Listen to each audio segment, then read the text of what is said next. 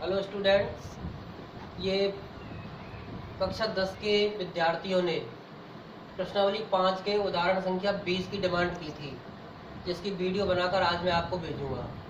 ठीक है, ये जो उदाहरण 20 है एक सीढ़ी से संबंधित है, और सीढ़ी में क्या दे रखा है वो मैं बता देता हूँ आपको। आप किताब से सवाल पढ़ लेना। सबसे जो निचला डंडा है उसकी लंबाई दे रखी है 45 सेंटीमीटर, और सबसे ऊपरी जो डंडा है उसकी लंबाई दे रखी है 25 सेंटीमीटर, और सबसे निचले और ऊपरी डंडों के जो बीच की दूरी है वो दे रखी है 2.5 मीटर, यानी कि 250 सेंटीमीटर। ठीक है, अब आगे क्या दिया हुआ है, दो डंडों के बीच की दूरी दे रखी है, दो डंडों के बीच की दूरी दे रखी है 25 सेंटीमीटर। अब इसने पूछा क्या है, ये पूछा है इस सीढ़ी में जितने डंडे लगे हुए हैं उनकी लंबाई क्या होगी। कुल लंबाई पूछी है। कुल लंबाई का मतलब आपको SN ज्ञात करना है इसमें, यानी इन डंडों की जो टोटल लंबाई है वो ज्ञात करनी है। अब देखो मैंने इसको कैसे सॉल्व किया है। सबसे पहले तो आप ये देखो, मैंने चित्र को पूरा बना दिया है, किताब में चित्र पूरा नहीं दिया हुआ है।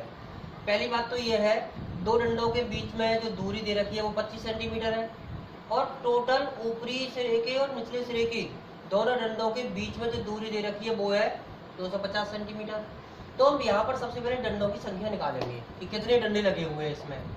इस प्रकार के प्रश्नों में जब भी आप देखेंगे तो दूरी में दो डंडों के बीच की दूरी का भाग देने पर ये दूरियां निकल कर आती हैं आपकी, ये दूरियां निकल कर आती हैं।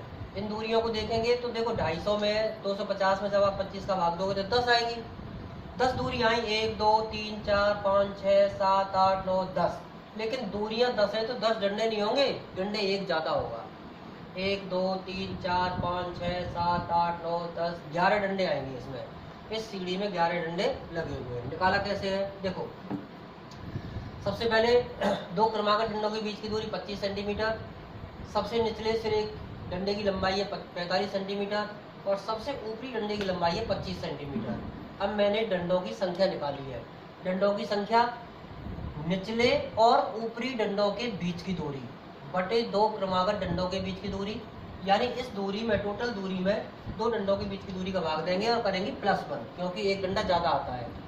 देखिए 250 बटे 25 + 1 तो हो जाएगा 250 में 25 का भाग देंगे तो कितना आएगा 10, 10 + 1 कितना हो गया, 11 डंडे हो गए। और ये होगा आपका समांतर श्रेणी में n। अब बात आती है ये समांतर श्रेणी क्यों है, क्योंकि इसमें प्रत्येक दो डंडों के बीच की दूरी समान है। सवाल में दिया हुआ है प्रत्येक डंडों के बीच में दूरी क्या है, समान। और जब जहाँ पर दूरी समान होती है तो वो सूची AP कहलाती है, यानी समांतर श्रेणी। तो मैंने लिखा है सभी डंडों के बीच की दूरी समान है, अतः यह समांतर श्रेणी है। अब देखो n का मान आ गया आपका 11। अब जो सबसे पहला, जब सबसे निचला जो डंडा है वो सबसे प्रथम डंडा है, प्रथम डंडा होगा A। प्रथम डंडे की दूरी क्या होगी, A बराबर 45 सेंटीमीटर।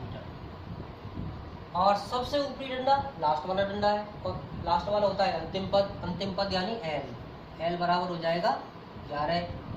क्लियर, सॉरी 11 नहीं 25 सेंटीमीटर। अब यहाँ पर हमें सभी डंडों की लंबाइयों का योग निकालना है, तो योग निकालने के लिए निकालते हैं SN। क्या निकालते हैं, SN बराबर होगा n/2 और ब्रैकेट में आएगा A + n। n का मान 11 हमने निकाल लिया है, बराबर n 11/2 A सबसे पहला डंडा 45 प्लस L का मान क्या आया था 25, 11/2 गुणा इन दोनों का प्लस करेंगे तो आएगा 70, और 2 से इसको डिवाइड कर देंगे, ये आएगा 35। अब आपको 11 और 35 का गुणा करना है, तो 35 से कम 35, 35 की 5 आ जाएगा, हासिल 3, 35 से कम 35 और 3 38, 385 सेंटीमीटर। यानी इस सीढ़ी में लगे सभी डंडों की कुल लंबाई होगी 385 सेंटीमीटर। डंडों की कुल लंबाई यहाँ लिख देंगे, डंडों की कुल लंबाई